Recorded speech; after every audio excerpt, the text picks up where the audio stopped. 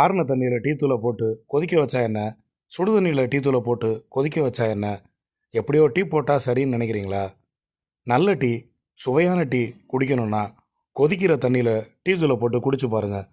அப்போ தான் அந்த டீ சுவையாக இருக்கும். இதுக்கு பின்னாடி ஒரு அறிவியல் விதி இருக்குது. சூடான தண்ணியில் டீ தூள் மேலும் கீழும் சீராக பரவும். ஆறுன தண்ணியில் அப்படி பரவாது.